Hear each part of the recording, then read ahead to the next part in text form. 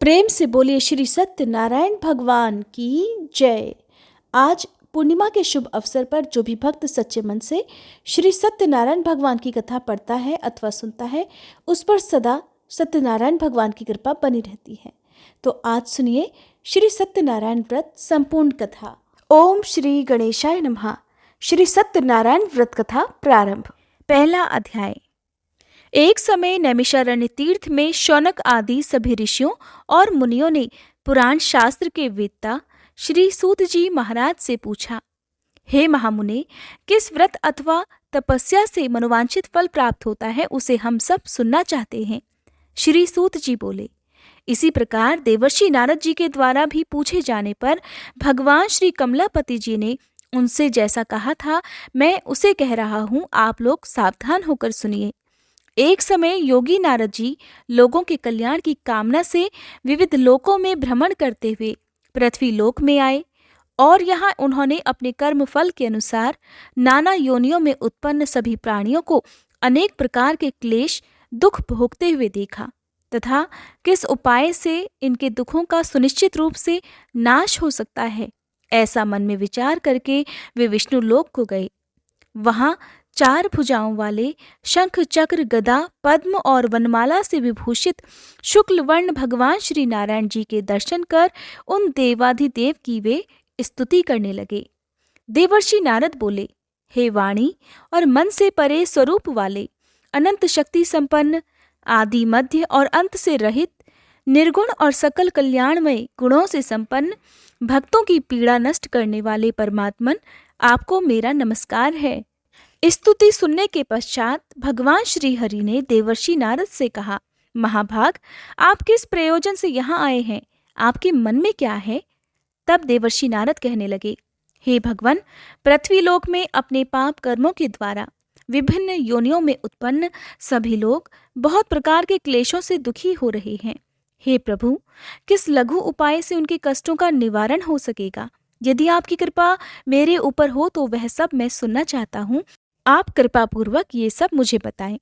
तब श्री भगवान ने कहा, हे वत्स, संसार के ऊपर अनुग्रह करने की इच्छा से आपने बहुत अच्छी बात पूछी है। जिस व्रत के करने से प्राणी मोह से मुक्त हो जाता है, उसे मैं आपको बताता हूँ, सुनिए। हे वत्स, स्वर्ग और पृथ्वी लोक में दुर्लभ भगवान सत्यनारायण का एक महान व्रत है। आपके स्नेह के कारण इस समय मैं उसे कह रहा हूँ।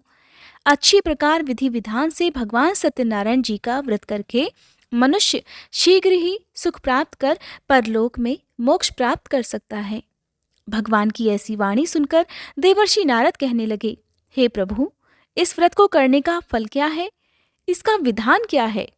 इस व्रत को किसने किया और इसे कब करना चाहिए, ये सब भी विस्तार पूर्वक बतलाइए। तब भगवान श्री हरि कहने लगे, यह श्री सत्यनारायण जी व्रत दुख शोक आदि का शमन करने वाला, धन धान्य की वृद्धि करने वाला, सौभाग्य और संतान देने वाला तथा सर्वत्र विजय प्रदान करने वाला है। जिस किसी भी दिन भक्ति और श्रद्धा से समन्वित होकर मनुष्य ब्राह्मणों और बंधु बांधवों के साथ धर्म में तत्पर होकर सायंकाल में भगवान श्री सत्यनारायण जी की पूजा करे, नैवेद्य के रूप में उत्तम कोटि के भोजनी पदार्थों को सवाया मात्रा में भक्ति पूर्वक अर्पित करना चाहिए। केले के फल, घी, दूध, गेहूं का चूर्ण अथवा गेहूं के चूर्ण के अभाव में साठी का चूर्ण, शक्कर या गुड़, ये सब योग्य सामग्री सवाया मात्रा में एकत्रित कर निवेदित करनी चाहिए। बंधु बांधवों के साथ श्री सत्यनारायण भगवान जी की कथा सुनकर ब्राह्मणों को भोजन कराना चाहिए। भक्ति पूर्वक प्रसाद ग्रहण करके नृत्य गीत आदि का आयोजन करना चाहिए। इसके पश्चात भगवान सत्यनारायण का स्मरण करते हुए अपने घर को जाना चाहिए। ऐसा करने से मनुष्यों की मनोकामना अवश्य पूर्ण होती है। विशेष रूप से कलयुग में पृथ्वी लोक पर यह सबसे छोटा और सरल उपाय है। दूसरा अध्याय।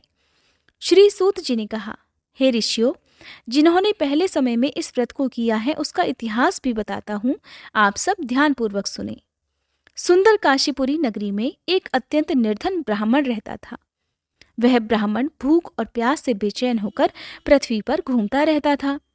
ब्राह्मणों से प्रेम करने वाले श्री विष्णु जी ब्राह्मण को देखकर एक दिन बूढ़े ब्राह्मण का रूप धारण कर ब्राह्मण के पास जाकर आदर के साथ पूछने लगे, हे विप्रदेव, तुम नित्य ही दुखी होकर पृथ्वी पर क्यों घूमते हो? तब उस ब्राह्मण ने कहा, मैं भिक्षा के लिए पृथ्वी पर विचरता हूँ। हे भगवान, यदि आप इससे छुटकारा पाने का कोई उपाय जानते हो तो कृपा कर मुझे बताएं। वृद्ध ब्राह्मण का रूप धारण किए श्री विष्णु जी ने कहा, हे ब्राह्मण, श्री सत्यनारायण भगवान मनोवांछित फल देने वाले हैं, इसलिए तुम उनका पूजन करो। इससे मनुष्य सब दुखों से मुक्त हो जाता है। ब्राह्मण को व्रत का सारा विधान बताकर बूढ़े ब्राह्मण का रूप धारण करने वाले श्री भगवान जी अंतर्ध्यान हो गए। जिस व्रत को वृद्ध ब्राह्मण ने बताया है, मैं उसे अवश्य करूंगा, ऐसा निश्चय कर वह ब्राह्मण घर चला गया। अगले दिन वह जल्दी उठा और श्री सत्यनारायण जी का व्रत करने का निश्चय कर भिक्षा मांगने के लिए चल दिया। उस दिन उसको भिक्षा में बहुत सारा धन मिला, जिससे उसने पूजा का सामान खरीदा और घर आकर अपने बंधु बांधवों के साथ श्री सत्यनारायण जी का व्रत किया। ऐसा करने से वह ब्राह्मण सब दुखों से छूटकर अनेक प्रकार की सुख समृद्धियों से युक्त हुआ। तभी से वह ब्राह्मण हर मास यह व्रत करने लगा। इसी प्रकार श्री सत्यनारायण जी के व्रत को जो शास्त्र विधि के अनुसार करेगा, वह सब पापों से मुक्त होकर मोक्ष को प्राप्त हो जाएगा। आगे भी जो मनुष्य पृथ्वी पर श्री सत्यनारायण जी का व्रत करेगा, वह सब दुखों से छूट जाएगा। इस तरह नारद जी से सत्यनारायण भगवान का कहा हुआ व्रत मैंने आपसे कहा। तब ऋषियों ने कहा, हे मुनीश्वर, संसार में इस विप्र से सुनकर किस किसने इस व्रत को किया, यह भी हम सब सुनना चाहते हैं। तब श्री सूत जी महाराज कहने लगे, हे मुनियों, जिस जिस प्राणी ने इस व्रत को किया है, उन सब की कथा भी सुनो। एक समय वह ब्राह्मण धन और ऐश्वर्य के अनुसार बंधु बांधवों के साथ व्रत पूजन कर रहा था कि उसी समय एक लकड़हारा आया। उसने लकड़ियां बाहर रख दी और ब्राह्मण के घर में चला गया। प्यास से व्याकुल लकड़हारे ने ब्राह्मण को व्रत करते हुए देखा तो वह अपनी प्यास को भूल गया। उसने ब्राह्मण को नमस्कार किया और पूछा, हे ब्राह्मण देवता, आप यह किसका पूजन कर रहे हैं? इस व्रत को करने से क्या फल मिलता है, कृपया कर मुझे भी बताएं। तब ब्राह्मण ने कहा, सब मनोकामनाओं को पूर्ण करने वाला यह श्री सत्यनारायण जी का व्रत है। इनकी ही कृपा से मेरे यहाँ धन धान्य आदि की वृद्धि हुई है। विप्र से इस व्रत के बारे में जानकर वह लकड़हारा बहुत प्रसन्न हुआ। भगवान का चरणामृत लेकर और भोजन करने के बाद वह अपने घर को चला गया। अगले दिन लकड़हारे ने अपने मन में निश्चय किया कि आज गांव में लकड़ी बेचने से जो भी धन मिलेगा, मैं उसी से भगवान सत्यनारायण का उत्तम व्रत करूंगा। ऐसा मन में विचार कर वह लकड़हारा लकड़ियां लेकर अपने सिर पर रखकर जिस नगर में धनवान लोग रहते थे, वहां चला गया। उस दिन लकड़हारे को लकड़ियों के बदले चौगुने दाम मिले। अब वह बूढ़ा लकड़हारा बहुत प्रसन्न होकर पके केले, शक्कर, शहद, घी, दूध, दही और गेहूं का चूर्ण इत्यादि श्री सत्यनारायण भगवान के व्रत की सभी सामग्री लेकर अपने घर आ गया। फिर उसने अपने बंधु बांधवों को बुलाकर विधि विधान के साथ भगवान की पूजा और व्रत किया। उस व्रत के प्रभाव से वह बूढ़ा लकड़हारा धन पुत्र आदि से युक्त हुआ और संसार के समस्त सुख भोग कर वैकुंठ को चला गया। तीसरा अध्याय। श्री सूत जी ने कहा, हे श्रेष्ठ मुनियों, अब एक और कथा कहता हूँ। पूर्व काल में उल्कामुख नाम का एक बुद्धिमान राजा था। वह सत्य वक्ता और जितेंद्रिय था। प्रतिदिन मंदिरों में जाता और गरीबों को धन देकर उनके कष्ट दूर किया करता था। उसकी पत्नी सुंदर और सती साध्वी थी। भद्रशिला नदी के तट पर उन दोनों ने श्री सत्यनारायण भगवान जी का व्रत किया। साधु नामक एक वैश्य राजा को व्रत करते देखकर उनसे पूछने लगा, हे राजन, भक्ति युक्त मन से आप यह क्या कर रहे हैं? मेरी सुनने की इच्छा है। तब महाराज उल्कामुख ने कहा, हे साधु वैश्य, मैं अपने बंधु बांधवों के साथ संतान प्राप्ति के लिए महाशक्तिमान सत्यनारायण भगवान जी का व्रत और पूजन कर रहा हूँ। तब उसने कहा, हे राजन, मुझे भी इस सब का विधि विधान बताइए। मैं भी आपके कहे अनुसार इस व्रत को करूँगा। मुझे कोई संतान नहीं है और मुझे विश्वास है कि इससे निश्चय ही मेरे यहाँ भी संतान होगी। राजा से सब विधान सुनकर व्यापार से निवृत्त होकर वह वैश्य खुशी खुशी अपने घर आ गया।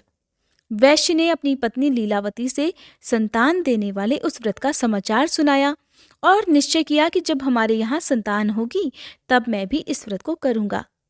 एक दिन उसकी पत्नी लीलावती सांसारिक धर्म में प्रवृत्त होकर गर्भवती हो गई।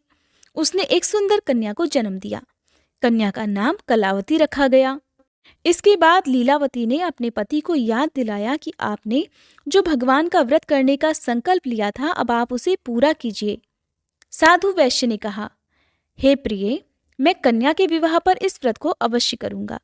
इस प्रकार अपनी पत्नी को आश्वासन देकर वह व्यापार करने चला गया। काफी दिनों के बाद वह लौटा तो उसने नगर में सखियों के साथ अपनी पुत्री को खेलते देखा। वैश्य ने तुरंत कलावती के लिए कोई सुयोग्य वर की तलाश की। कंचन नगर के एक सुयोग्य वणिक पुत्र से अपने बंधु बांधवों सहित प्रसन्न मन से अपनी पुत्री का विवाह उसके साथ कर दिया। वैश्य विवाह के समय भी सत्यनारायण भगवान का व्रत करना भूल गया। इस पर श्री सत्यनारायण भगवान की लीला हुई।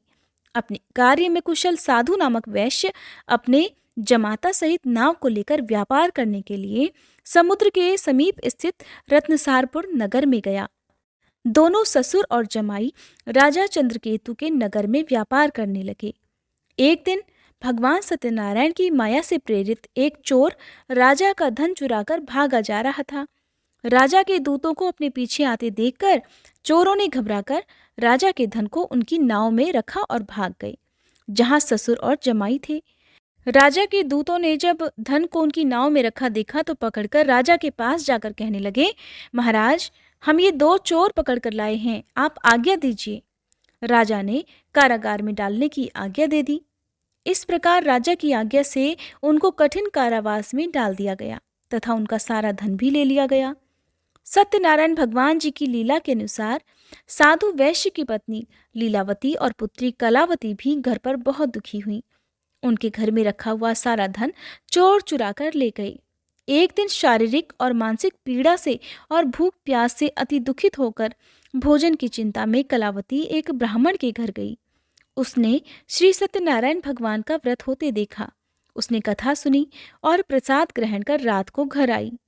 तब माता ने कलावती से पूछा, हे पुत्री, तू अब तक कहाँ रही और तेरे मन में क्या है? तब कलावती कहने लगी, हे माता, मैंने श्री सत्यनारायण भगवान का व्रत होते देखा है। तब कलावती के वचन सुनकर लीलावती ने सत्यनारायण भगवान जी के पूजन की तैयारी की। उसने परिवार और बंधु बांधवों सहित मिलकर श्री सत्यनारायण भगवान जी का पूजन और व्रत किया और मनोकामना मांगी कि मेरे पति और दामाद शीघ्र ही घर लौट आए। साथ ही उसने प्रार्थना भी की कि हे प्रभु, हम सबके अपराध क्षमा कीजिए। श्री सत्यनारायण भगवान जी इस व्रत से संतुष्ट हो गए। उन्होंने राजा चंद्रकेतु को स्वप्न में दर्शन देकर कहा, हे राजन, जिन दोनों वैश्यों को तुमने बंदी बना रखा है वे निर्दोष हैं, उन्हें प्रातःकाल ही छोड़ देना। राजा से ऐसा कहकर भगवान अंतर्ध्यान हो गए। प्रातःकाल राजा चंद्रकेतु ने सभा में सभी को अपना स्वप्न सुनाया और सैनिकों को आज्ञा दी कि दोनों को कारागार से मुक्त कर सभा में लाया जाए। दोनों ने आते ही राजा को प्रणाम किया। तब राजा उनसे कहने लगा, हे महानुभावों, तुम्हें अज्ञानतावश ऐसा दुख प्राप्त हुआ है, अब तुम्हें कोई भय नहीं है, अब तुम दोनों मुक्त हो।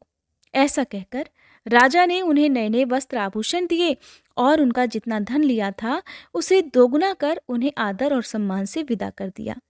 इस प्रकार दोनों वैश्य अपने घर को चल दिए। चौथा अध्याय। श्री सूत जी ने कहा, वैश्य और उसके जमाई ने मंगलाचार करके यात्रा आरंभ की और अपने नगर की ओर चल पड़े। थोड़ी ही दूर आगे बढ़े थे कि एक दंडी वेशधारी श्री भगवान जी उन्हें मिले और उनसे पूछने लगे, हे वैश्य, तेरी नाव में क्या है? अभिमानी वणिक हंसता हुआ कहने लगा, हे दंडी, आप क्यों पूछते हैं? क्या धन लेने की इच्छा है? मेरी नाव में तो बेल और पत्ते भरे हैं। वैश्य के कठोर वचन सुनकर दंडी रूप में भगवान ने कहा, तुम्हारा वचन सत्य हो। ऐसा कहकर वे वहां से कुछ दूर जाकर समुद्र के किनारे बैठ गए। दंडी महाराज के जाने के पश्चात वैश्य ने नित्य क्रिया से निवृत्त होने के बाद जब नाव को ऊंची उठी देखा तो बड़ी हैरानी हुई और नाव में बेलपत्ते आदि देखकर मूर्छित होकर जमीन पर गिर पड़ा। होश आने पर अत्यंत शोक प्रकट करने लगा। तब उसके जमाई ने कहा, पिताजी, आप शोक न करें, यह दंडी महाराज का ही श्राप है, अतः उनकी शरण में ही हमें चलना चाहिए। तभी हमारी मनोकामना पूरी हो सकेगी। जमाई के वचन सुनकर दंडी महाराज के पास पहुंचा और भक्तिभाव से उन्हें प्रणाम करके कहने लगा, हे प्रभु, मैंने जो आपसे असत्य वचन कहे थे उनके लिए मुझे क्षमा कर दीजिए। ऐसा कहकर वैश्य रोने लगा। तब दंडी भगवान बोले, हे वणिक पुत्र, मेरी आज्ञा से ही तुझे बार बार दुख प्राप्त हुआ है, क्योंकि तू मेरी पूजा से विमुख हुआ है। तब उसने कहा, हे भगवान, आपकी माया से ब्रह्मादि देवता भी आपके रूप को नहीं जान पाते, तब मैं अज्ञानी भला कैसे जान सकता हूँ? आप प्रसन्न होइए, मैं अपनी सामर्थ्य के अनुसार आपकी पूजा करूंगा। कृपया मेरी रक्षा कीजिए और पहले के समान मेरी नौका को धन से भर दीजिए। उसके इस प्रकार भक्ति युक्त वचन सुनकर सत्यनारायण भगवान प्रसन्न हो गए और उसकी इच्छा अनुसार वरदान देकर अंतर्ध्यान हो गए। तब ससुर और जमाई दोनों ने नाव पर आकर देखा कि नाव तो धन से भरी हुई थी। फिर वह भगवान सत्यनारायण जी का पूजन कर अपने जमाई सहित अपने नगर की ओर चल पड़ा। जब वह अपने नगर के निकट पहुंचा, तब उसने एक दूत को अपने घर भेज दिया। दूत ने वैश्य के घर जाकर उसकी पत्नी को नमस्कार किया और कहने लगा, आपके पति अपने दामाद सहित इस नगर के समीप आ गए हैं। लीलावती और उसकी कन्या कलावती उस समय भगवान का पूजन कर रही थी। दूत का वचन सुनकर साधु की पत्नी ने बड़े हर्ष के साथ सत्यदेव का पूजन पूर्ण किया और अपनी पुत्री से कहने लगी, मैं अपने पति के दर्शन को जाती हूँ, तू भी पूजा समाप्त कर शीघ्र आ जाना। परंतु कलावती पूजन और प्रसाद छोड़कर जल्दी जल्दी अपने पति के दर्शन करने के लिए चली गई, परंतु उसको पति के दर्शन प्राप्त ही नहीं हुए। नौका को डूबा हुआ और कन्या को रोती हुई देखकर वैश्य दुखी होकर कहने लगा, हे प्रभु, मुझसे या मेरे परिवार से जो भूल हुई है उसे क्षमा कीजिए। इस प्रकार वह रोने लगा। उसके दीन वचन सुनकर सत्यनारायण भगवान फिर से प्रसन्न हो गए। तभी आकाशवाणी हुई, हे वैश्य, तेरी कन्या प्रसाद छोड़कर आई है, इसका पति इसी कारण अदृश्य हो गया है। अब यदि तेरी कन्या घर जाकर प्रसाद खाकर लौटे तो इसका पति इसे अवश्य मिल जाएगा। आकाशवाणी सुनकर कलावती ने घर पहुंचकर पूजन विधिवत समाप्त किया और प्रसाद ग्रहण करके अपने पति के दर्शन किए। तत्पश्चात वैश्य ने वहीं बंधु बांधवों सहित भगवान सत्यनारायण का विधिपूर्वक पूजन किया और वह इस लोक के सभी सुख भोगकर अंत में स्वर्गलोक को चला गया। 5वां अध्याय। श्री सूत जी ने आगे कहा, हे ऋषियों, मैं एक और कथा भी कहता हूँ। प्रजा पालन में लीन तुंगध्वज नाम का एक राजा रहा करता था। उसने भगवान सत्यनारायण का प्रसाद त्याग कर बहुत दुख पाया। एक समय राजा वन में वन्य पशुओं को मारकर बड़ के वृक्ष के नीचे आया। वहां उसने ग्वालों को भक्ति भाव से बंधु बांधवों सहित श्री सत्यनारायण जी का व्रत पूजन करते देखा। परंतु राजा ये सब देखकर भी अभिमानवश न तो वहां गया और न ही सत्यनारायण भगवान को प्रणाम किया। जब ग्वालों ने भगवान जी का प्रसाद उसके सामने रखा तो वह प्रसाद त्याग कर अपने नगर को चला गया। नगर में पहुंचकर उसने देखा कि उसका सब कुछ नष्ट हो गया है। वह समझ गया कि यह सब भगवान सत्यनारायण ने ही किया है। तब वह वापस उसी स्थान पर आया और ग्वालों के पास गया और विधिपूर्वक पूजन कर प्रसाद ग्रहण किया तो सत्यनारायण भगवान की कृपा से सब कुछ पहले जैसा ही हो गया और फिर वह सारे सुख भोग कर अंत में स्वर्गलोक को चला गया। जो मनुष्य इस परम दुर्लभ व्रत को करेगा, श्री सत्यनारायण भगवान की कृपा से उसे धन धान्य की प्राप्ति होगी। इस व्रत के प्रभाव से निर्धन धनी बंदी बंधन से मुक्त होकर निर्भय हो जाता है। संतानहीनों को संतान प्राप्ति होती है और सभी मनोरथ पूर्ण होकर अंत में वह वैकुंठ धाम को जाता है। जिन्होंने पहले इस व्रत को किया, अब उनके दूसरे जन्म की कथा भी सुनिए। शतानंद नामक ब्राह्मण ने सुदामा के रूप में जन्म लेकर भगवान कृष्ण की भक्ति कर मोक्ष प्राप्त किया। उल्कामुख नाम के महाराज राजा दशरथ बने और श्री रंगनाथ जी का पूजन कर वैकुंठ को प्राप्त हुए। साधु नाम के वैश्य ने धर्मात्मा और सत्य प्रतिज्ञ राजा मोरध्वज बनकर अपने पुत्र को आरे से चीरकर मोक्ष को प्राप्त हुए। महाराज तुंगध्वज स्वयंभू मनु हुए। उन्होंने बहुत से लोगों को भगवान की भक्ति में लीन कर मोक्ष प्राप्त किया और वह लकड़हारा भील अपने अगले जन्म में गुह नामक निषाद राजा हुआ, जिसने भगवान श्री राम के चरणों की सेवा कर मोक्ष प्राप्त किया। कथा समाप्त। प्रेम से बोलिए श्री सत्यनारायण भगवान की जय।